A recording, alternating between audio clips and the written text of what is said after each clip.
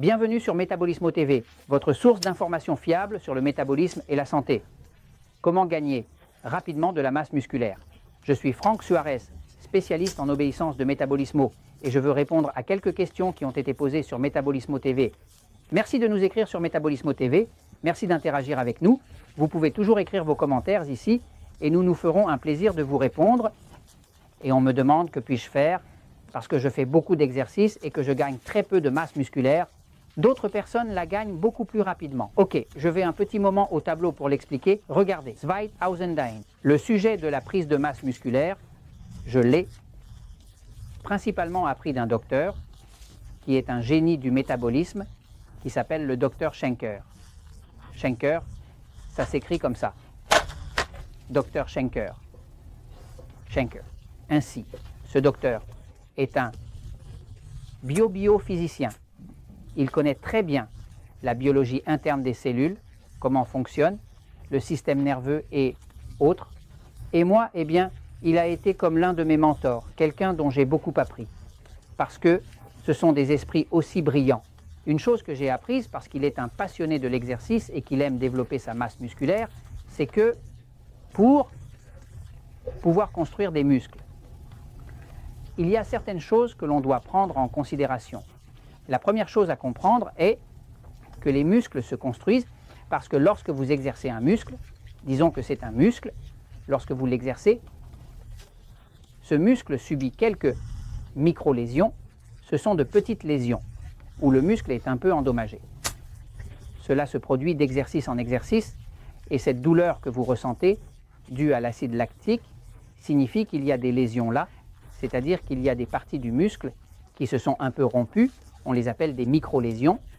Maintenant, cette même micro-lésion, qui a son petit message de douleur, envoie un message au corps qu'il doit construire, plus de muscles, pour remplacer celui-ci et le renforcer.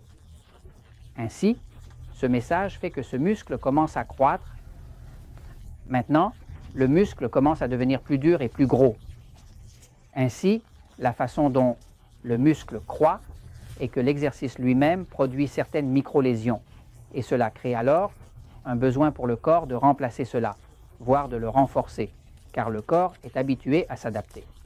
La manière dont ces corps humains survivent sur cette planète est qu'ils s'adaptent. Maintenant, au fur et à mesure qu'une personne développe cette fonction de créer plus de muscles et de gagner plus de masse musculaire, ce qui se passe réellement dans le corps, c'est qu'il déclenche la fonction anabolique. Anabolique. Beaucoup d'entre vous ont entendu parler des athlètes qui utilisent des anabolisants, qui sont des médicaments chimiques augmentant l'anabolisme. Qu'est-ce que l'anabolisme? L'anabolisme est la création de nouveaux tissus. Maintenant, l'opposé de l'anabolisme, qui est la construction, c'est que lorsque tu veux créer plus de muscles, tu veux créer de l'anabolisme, car tu veux créer plus de construction. Maintenant, l'opposé de la fonction anabolique Zweitausendijn serait la fonction contraire qui serait catabolique.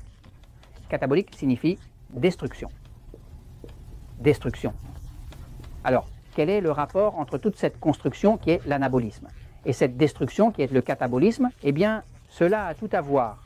Regardez, les personnes qui ont un système nerveux passif, un corps avec un système nerveux passif comme moi, eh bien, nous avons beaucoup d'anabolisme de manière naturelle, c'est-à-dire qu'il est beaucoup plus facile pour mon corps, qui est passif, d'avoir un système nerveux, de construire du muscle, que pour quelqu'un qui a un système nerveux excité, qui a un corps beaucoup plus catabolique, la personne qui a un système nerveux passif dans son corps, qui a hérité d'un système nerveux passif, car c'est quelque chose qui se transmet par héritage, a beaucoup plus de facilité à contrôler ses muscles, plus facilement, car elle est dans une fonction anabolique. Le système passif est dans la fonction anabolique, qui est la fonction de construction, tandis que le système nerveux excité est à l'inverse, il est dans la fonction catabolique, qui est celle de la destruction. Par conséquent, pour une personne ayant un système nerveux passif, il suffit, comme elle est déjà dans une fonction anabolique, qui consiste à créer de la musculature de manière naturelle, qu'elle commence à manger plus de viande, plus de graisse,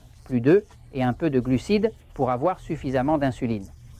Car sans insuline, il n'y a pas d'anabolisme. En d'autres termes, vous ne pouvez pas construire du muscle si l'insuline est basse. Donc, le pire moment pour vous mettre à un régime ultra bas en glucides serait lorsque vous essayez de prendre du muscle, car vous avez besoin d'insuline. Pour que l'insuline vous aide à créer de nouvelles cellules, n'est-ce pas? Il n'y a pas de nouveaux muscles, ni de nouvelles cellules, ni de nouvelles constructions s'il n'y a pas d'insuline.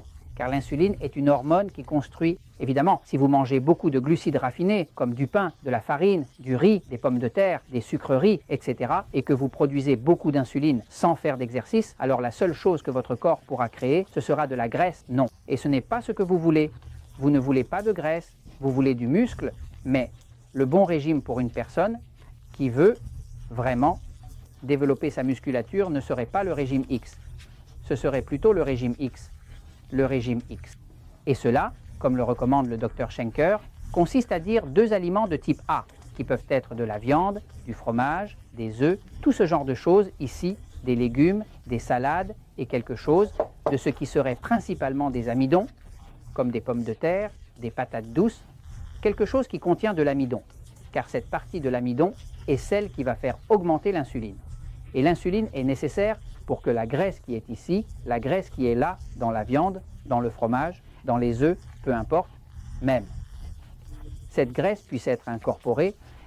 Regardez, la solution que propose le Dr Schenker pour les personnes qui souhaitent développer beaucoup de musculature est qu'elles doivent augmenter leur consommation de protéines, de graisse et de glucides.